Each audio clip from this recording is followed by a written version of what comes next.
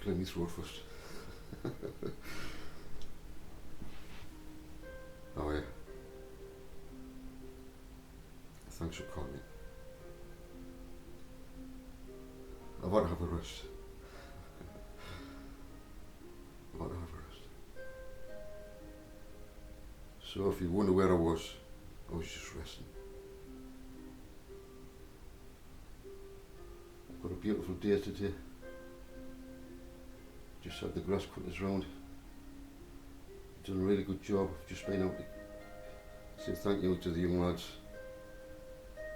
The main one. I said, you've done a good job. Well done. He says, bless you. Well, I blessed him. He's such a good lad. We have to show appreciation for the small things, for the large things.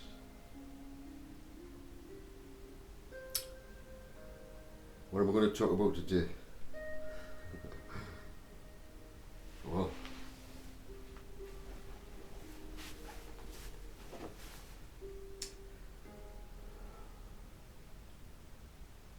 there's so much to talk about today. I don't know if I'm going to get through it all, Father. You're going to have to help me, Father, because I've got so much here.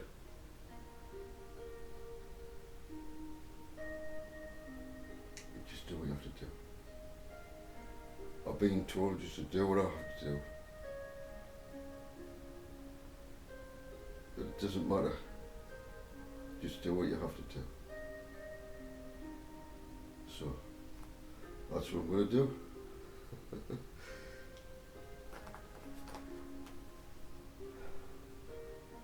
You know, I upset a lot of people.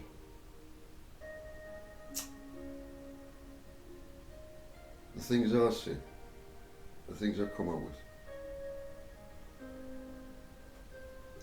You just walk away from it.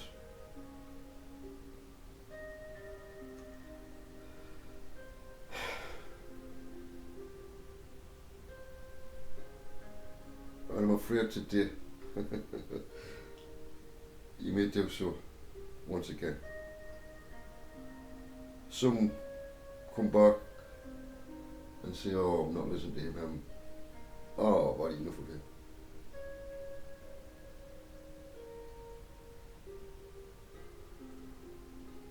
I've had all this before.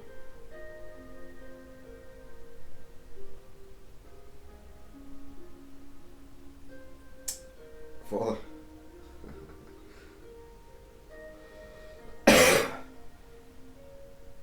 I'm in your hands. If they don't listen to me,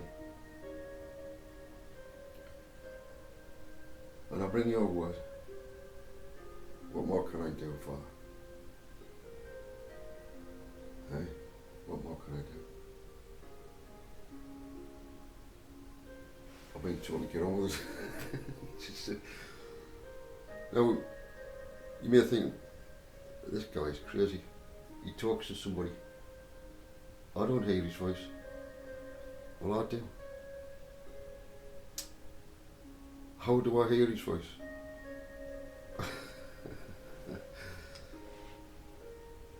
You know,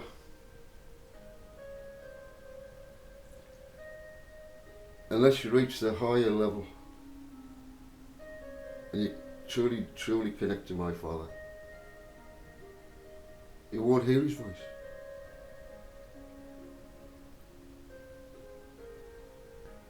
He can't talk to you because you don't know how to talk to him. Many pray and say, I never hear his voice.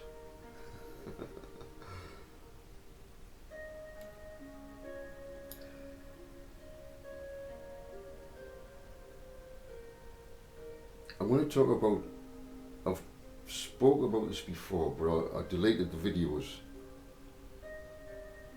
for a reason. I deleted a lot of videos. YouTube didn't do it. I did it. There must have been, I can't remember how many. I was on the edge just trying to delete them all. But I'm going to refer to what I said in some of those videos. Okay? Are you still here? Are you preparing yourself for the worst? Please. My words. I come with great love and compassion and great understanding, because my Father has allowed me to go through so much. I've been here before. Stop laughing. I have been here before. I don't care whether you believe it or not. And I've come back in the flesh. And I said to my Father, will I have to go through what I had to go through before? He said, well, he says, you've got to get amongst them. You've got to go through to understand humanity and their plight. You must go through so much similar. And I said to my Father, I will do that. I will come here to glorify your name once again.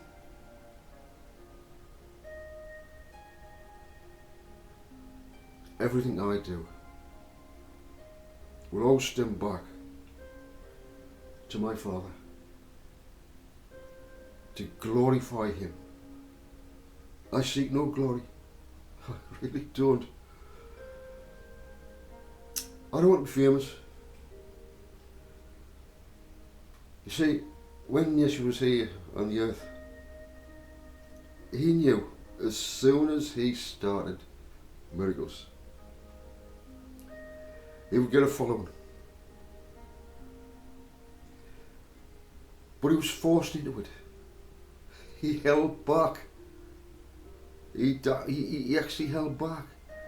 He said to his mother, no, it's not time. Because he knew what was going to happen.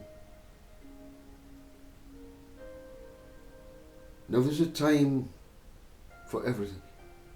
And I will be going to, I'll go through it and explain it.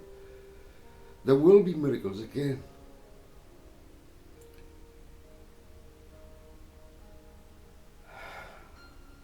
There's so many things happened in my life.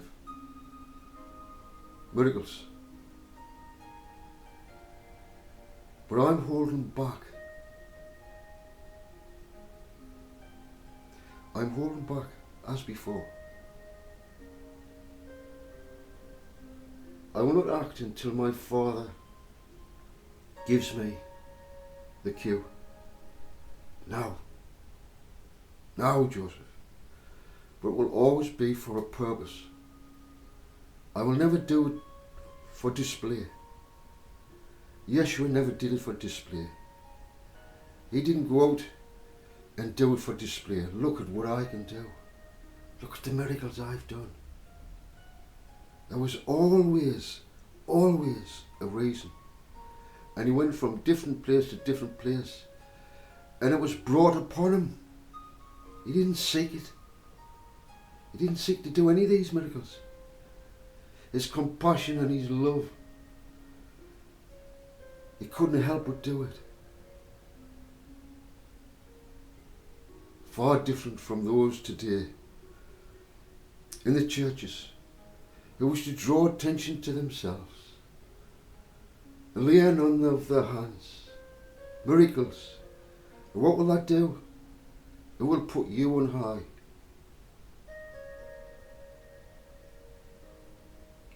Now, your motive is wrong. Sort your heart out. Sort your heart out.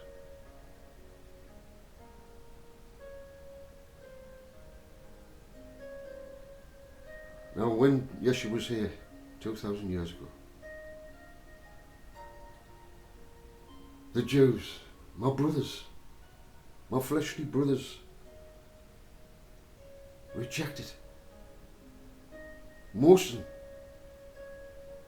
and those who did follow him, because of the miracles, they could say, but great disappointment would set in.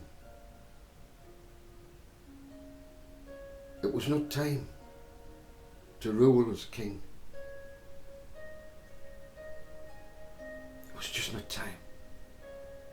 He tried and tried and tried to explain, because he knew once this event happened, when his life would be taken away, that disappointment would be so great,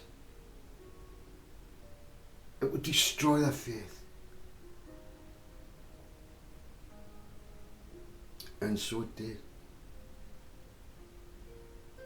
But there was great hope. I'm just going to reveal to you the story as it unfolded. There are those who think they know. My brothers, my Jewish brothers, at the time, the priests, the high priest, they knew everything, didn't they? They were so intellectual. How could this man come and tell them? And do miracles on a Sabbath, on the Shabbat? How dare you? They took the law too far. The disciples would get an ear of corn, rub it, and eat. You have threshed the corn on a Sabbath. You're condemned by God himself. Yeah, that's what happened. They had the Torah, but they added to the Torah. There's laws to explain laws, to explain them laws, to explain those laws, and added and added and added, until it became a farce. And Yeshua, it was eating them up. So he did things on the Sabbath, knowing what they were going to say to him. Miracles. And there's not time to go through all the things that Yeshua's done and said. So, he's the Son of God, sent by Yahweh himself. His Son. This is my Son, the beloved, whom I have approved. Listen to him.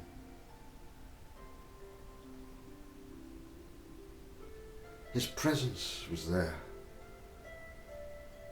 Now, there are many who say,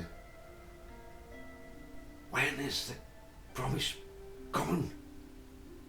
When is it the coming of Yeshua? They said it in the first century. When is the Mashiach? It's about the time that he appears, according to Daniel the prophet. And yet they missed him. He was there, a coming. But it wasn't a coming. It was a presence.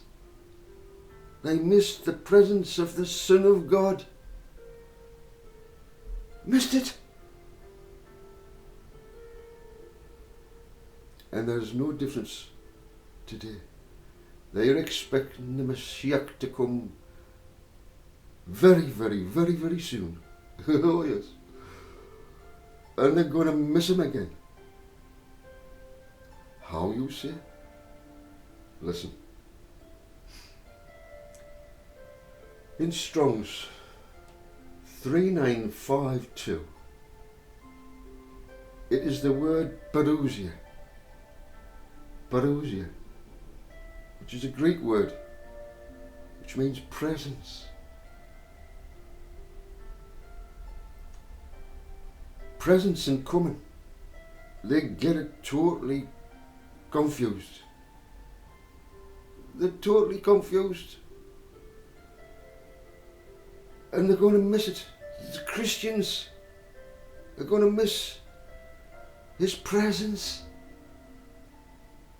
because they're still waiting for his coming. Let me look at the word. Parousia, the definition, a presence, a coming. A presence. Now someone can be present and you not even know it.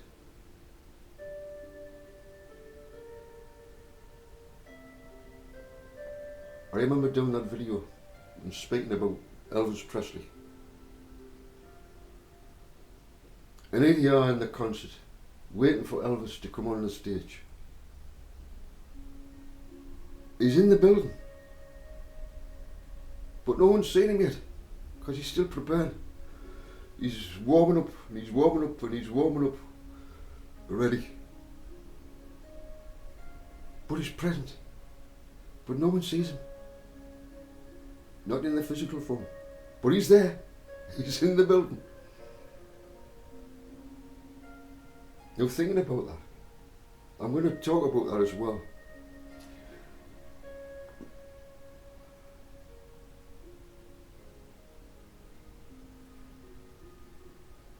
When someone's, let's say time goes by, you knew Elvis as he was, but then he appears again, but you don't recognise him. Why? Because now he's a different man. He's put on the new man. He no longer is clean shaven. He no longer has that beautiful dark hair.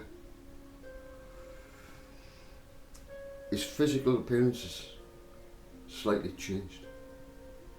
He has a beard. He walks the streets and no one recognises him. Yeah.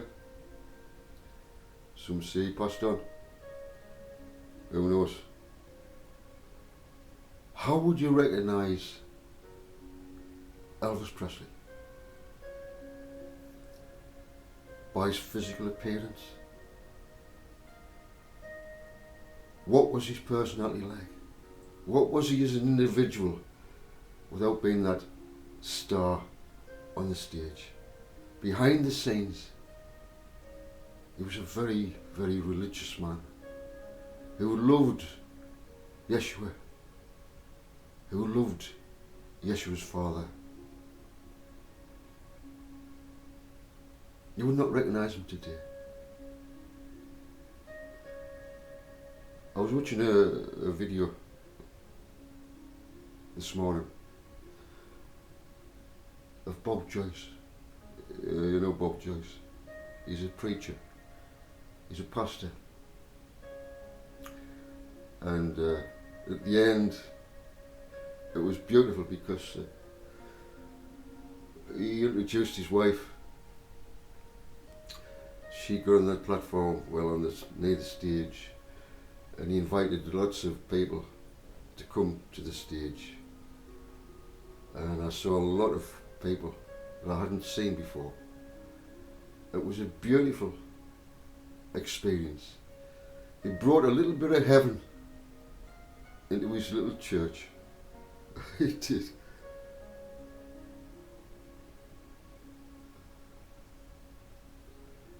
Who is he? Who is this man? Yeshua.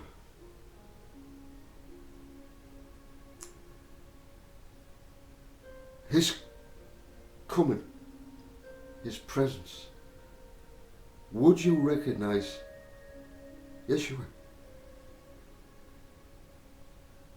If you were looking for the physical appearance,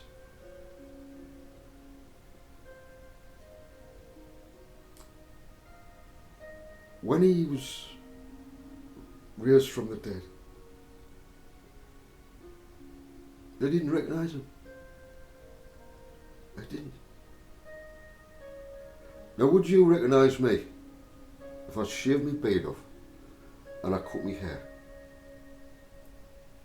You wouldn't recognise me. But when Yeshua was raised back to life, his appearance may have been changed.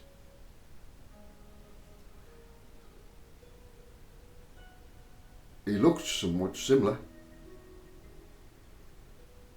Do you get what I'm saying? So how would you recognise Yeshua? Because it is true, he will make an appearance in the flesh once again. In the flesh, this flesh. He promised he would be back. And he would be amongst mankind. But who would recognise him? How would you recognise him? Mary Magdalene. How did she recognise him? Well, I'm going to go through all that. Parousia. If you want to look up the word, it is 3952 in Strong's Bible Hub. It'll give you the definition, give you all the scriptures that use this word parousia, and it means presence, a coming, an arrival, an event, especially of the second coming of Christ. Word studies 3952 parousia, from paron, be present, arrive, to enter into a situation. He enters into a situation, properly coming, especially the arrival of the owner who alone can deal with the situation.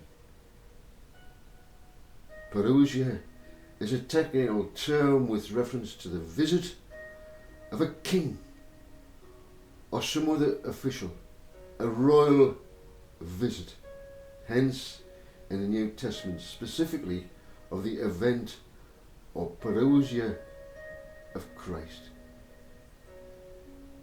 Parousia is used in the East as a technical expression for the royal visit of a king or an emperor. The word means literally to being beside. Being beside, with yous, with all of yous, present with yous, in this earth. The word means literally to being, the beingness beside, thus the personal presence.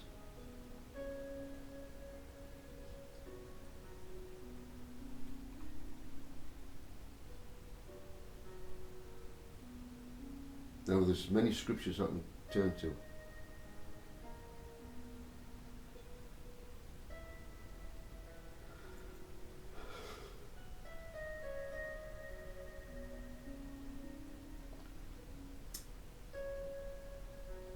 Let me read this story.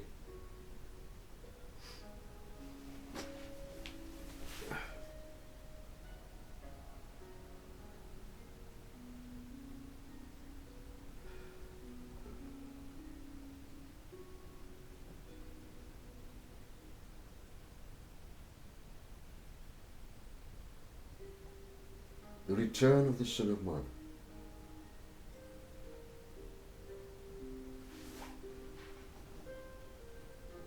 Verse 26 of Matthew 24.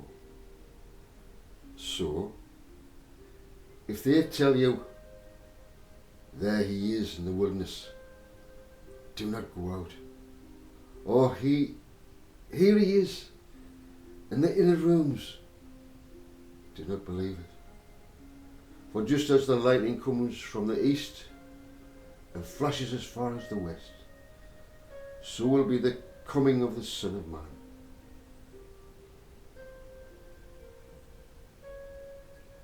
Where there is the carcasses, there the vultures will gather.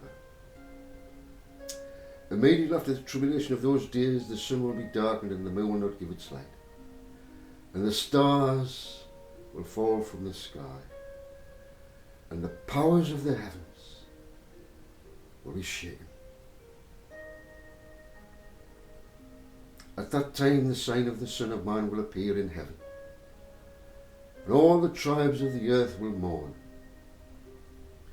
They will see the Son of Man coming on the clouds of heaven with power and great glory. And he will send out his angels with a loud trumpet and gather the elect from the four winds, from one end of the heavens to the other. The heavens. We have a system involved here through the internet. You could say it's like a different dimension whereby you can feel the presence, you can see the presence. For example, what you're watching now is not really me, is it? In the real. But you can see me. The whole world can see me if they want. But it's only digits and ones put together in a binary code to create a picture for you to see my dimension right here. You can't feel me, you can't touch me, but you know I'm real. I'm not AI. No, this is the real that I am. So he comes in the clouds, or on the clouds, the cloud of great witnesses. The great witnesses is recorded in the ancient script. Many of the prophets of old have left and been born on this earth, become flesh as I have, been willing to leave all their glory and come here to be with me and I with them.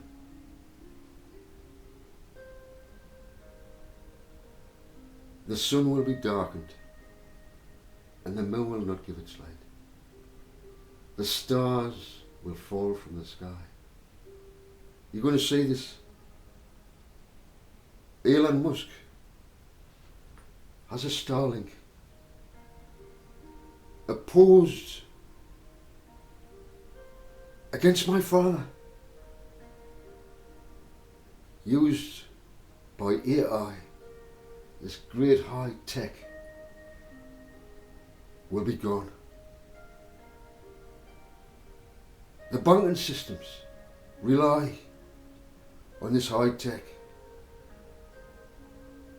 The wars that are going on right now rely on this high tech. All their armaments are controlled by high tech. My father will allow you to use it.